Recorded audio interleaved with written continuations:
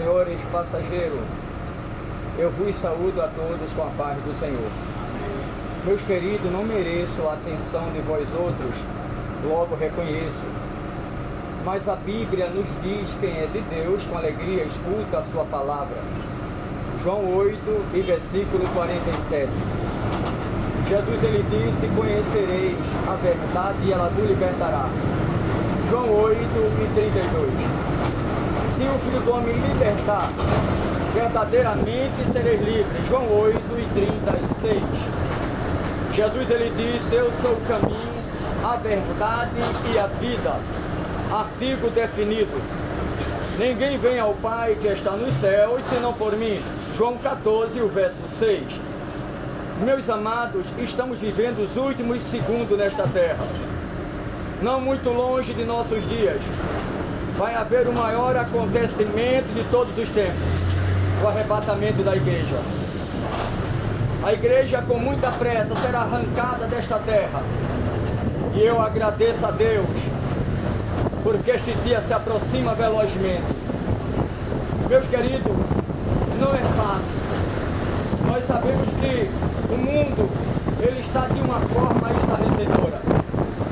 O estado entre os seres humanos na vida secular é caótico. Nós sabemos disso. Já não existe mais aquela boa compreensão. A depressão toma conta da humanidade, o estresse, o desemprego, as lutas, os pais que matam os filhos que matam os pais. A gente vê a traição, a mentira sobre a terra, a ganância, a inveja, a corrupção entre os colarinhos brancos, é tanta coisa. Nós sabemos que a Bíblia ela aponta para todas aquelas coisas negativas chamadas de pecado. Hoje tem leis, ao contrário, que apoia o pecado, que apoia alguns termos, onde a Bíblia diz que aquilo não presta, a lei vem e diz que presta. O homem, ele defende essas teses, e Deus diz não, isso é pecado, isso para mim é erro, vou chamar o prestamento de conta. Mas a lei dos homens é favorável a termos de pecado, alguns termos, porque eles vivem dessa forma, andam de uma vida errada, e por eles andar em uma vida errada, eles forjam leis favoráveis aos seus departamentos, favoráveis às suas próprias vontades, aos seus deleitos. E é por esse motivo que a gente vê Deus está irado com a terra de uma forma tão grande. É por isso que Deus diz sinal verde para a natureza. A gente vê tsunami, maremoto, terremoto. Ah, mas o Brasil só tem uma placa tectônica, é verdade. Mesmo assim, será impactado por causa da perversidade da humanidade. Letras de músicas ao contrário, músicas profanas, esculhambando, tirando, sabe, algo que alguém tem, algo que alguém de bom. Então essas músicas, alguém faz as letras favoráveis às suas próprias vontades, onde ela desfaz dos cidadãos, desfaz das mulheres corretas, e a gente vê isso hoje, letras que não tem nada a ver com Deus, onde a Bíblia diz amai, perdoai, abraçai, onde a Bíblia diz ama o próximo como a ti mesmo, mas infelizmente é tanta coisa ao contrário. A gente vê até mesmo entre as pessoas de alto naide, entre os colarinhos brancos, que era para ser um grande exemplo nesta terra, homens que estudaram, homens que têm o doutorado, homens que são pós-graduados, outros PhDs, em vez dele fazer coisas boas, que chamem a atenção da humanidade para aquilo que é bom, não, eles fazem ao contrário. E tem uma coisa, quanto mais estuda, mais perigoso fica o ser humano. Já notou isso? Quanto mais homem inteligente, mais um perigo ele é, mais se torna uma bomba sobre a terra. Infelizmente, era para ele ser uma pessoa de alto naite, de bom caráter, personalidade, integridade, por ele ter um pensamento, um QI tão alto, mas infelizmente, quando ele chega a um QI muito alto, ele já pensa na destruição do próximo. Como é que ele vai sobressair? O que é favorável para ele? Aí forja dentro do Senado as próprias leis, onde puxe para ele o interesse bom e acabe com a humanidade, os que são mais pobres. Meu pai dizia, meu filho, Um nasce para a cangaia e outro para a cela. E aqueles que estão na cela tentam esmagar os que estão nas cangaias. Isso é verdade. Ele disse isso para mim há 32 anos atrás, quando ele ainda era vivo. Ele dizia: meu filho, quem de uma escapa 100 anos viverá. É melhor uma retirada cedo do que um arrependimento mais tarde, dizia meu velho pai. Eu aprendi muito com ele. A minha família alagoana, e ele tinha esse andágio que realmente a gente vê que tem um padrão positivo. Dizia: meu filho, aquele que procura o que ele não perdeu quando acha não conhece. Dizia: meu pai fala tanta coisa, e a gente vê que tem um respaldo. Mas o mundo que a gente vive hoje, infelizmente a gente olha entre os políticos, entra um, sai outro, ou seja, só muda a coleira, mas o dog permanece lá, fazendo, acontecendo, furtando, enganando. E tem uma coisa: quer ganhar uma grande quantidade de pessoas, só basta matar a fome delas. Dê uma cesta básica, sustente alguém por alguns dias com um litro de cachaça. Quem tem esse vício, ele come na sua mão, ele faz o que você quer. É dessa forma que a maioria nos colarinhos brancos, homens com QI alto, é assim que eles convencem a humanidade. Está passando fome? Matarei a sua fome, mas lá na frente eu boto uma forca no seu pescoço. É isso que eles fazem. Infelizmente, Jesus não. Jesus veio para dar vida, veio para transformar, para salvar. E tem uma coisa: vocês sabiam que o sofrimento de Cristo foi o maior sofrimento de todos os tempos? Não tem homem na terra, nem anjo no céu, que poderia suportar o que Cristo suportou. A Bíblia diz que o sofrimento, as chicotadas que ele levara, na ponta daquele chicote tinha chagas de chumbo, tinha unhas de carneiro, e quando batia nas costas dele, arrancava-lhe os pedaços de carne. E tem uma coisa: segundo os historiadores, foram 2 carrascos, 2 algozes.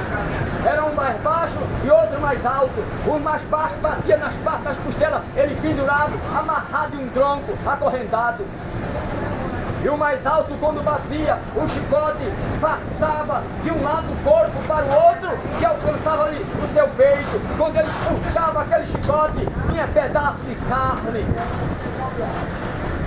Tinha chicotada que batia no rosto de Cristo, que defasava o seu rosto. É por isso que lá em Isaías 53, a vida de nenhuma formosura a gente via nele, de tanto apanhar. E ele foi levado ao matadouro como ovelha muda. E a Bíblia diz que ele levou a minha e a tua dor, o meu e o teu sofrimento. Os nossos pecados estavam acarretados nele. E segundo a Escritura e os intérpretes, aqueles homens se cansaram de tanto bater em Cristo. Diz a Escritura, a lei vigente da época, quando o homem levava 40 chicotadas, ele era solto. Ele já não apanhava mais. Se ele não morresse com 40 chicotadas, podia liberar ele, era a lei mosaica. Jesus levou muito mais do que 40 chicotadas. Deram tanto nele, e ele calado. E os carrascos diziam: quem é este homem? Por que ele não geme? Por que ele não chora? Por que ele não grita? Aí que batia irado. Grita não, né? Quero ver agora. Quando batia, batia irado, cheio, mas não era de Deus não, era do próprio inimigo de Deus. E quando o chicote batia, que eles puxavam, Jesus aguentando a nossa dor. Diz a Bíblia que era cedo do dia, hora sexta. Pegaram, viram que ele não morria de tanto apanhar. Disseram: bota um madeiro nas costas dele. Ele vai agora para o Gólgota, o lugar chamado Caveira. E aproximadamente tinha 70 quilos aquele madeiro, atravessaram no ombro dele. Ele nas ruas apertadas de Jerusalém, porque segundo a Escritura a distância estava quase 1 quilômetro, ele arrancando aquela madeira, levando nas suas costas. Tinha lugar na rua, que era um lugar apertado, um lugar alto, outro baixo, o rosto dele ensanguentado, de tanto ele apanhar, os olhos cobertos de sangue, já não enxergava direito, e diz a Bíblia que ele tropeçava e caía com o madeiro, e alguém tome pau, alguém esbofeteava. Ele olhava para aquela multidão e alguém dizia: não é o Filho de Deus? Não é o bom? Não curou tanta gente? Não salvou? Salva-te a ti mesmo! Saltando graça, e ele calado, e ele lá no seu coração dizia: ah, se vocês soubessem quem sou eu estou morrendo por vocês, é necessário eu sofrer a vossa dor. Se eu largasse esse madeira aqui e mostrasse a minha glória, o meu poder, vocês caíam de joelho, mas também eu perderia a batalha. É necessário eu morrer para salvar a todos. E diz a Bíblia que quando chega mais à frente, que ele cai de joelho, alguém diz: olha, coloca alguém para ajudar a ele. Pegaram um sirineu, um homem forte, cheio de saúde, para carregar o madeiro, mas Jesus não pediu. Ele não pediu para que ninguém pegasse o madeiro. Ele era macho para carregar até lá. Mas a Bíblia diz que ele permaneceu calado. E os soldados botaram a madeira nas costas do camarada. E a Bíblia diz que ele ia pelo caminho e alguém batendo nele. Um vinha e esmurrava ele. Outro dava uma bofetada. Outro cuspia no rosto dele. Outro chamava apelido com ele. Diz a Bíblia que quando chegou lá no Gólgota, pegaram, esticaram os seus ombros, porque aquela cruz era para Barrabás, não era para ele. Era um pouco menor do que Barrabás. Esticaram tanto que deslocou os seus ombros, diz a Bíblia. Colocaram uma coroa de espinho na cabeça dele, com 73 graus, que lhe rasgou o couro cabeludo. Segundo os historiadores, ela travou entre o canho, porque botaram apertado.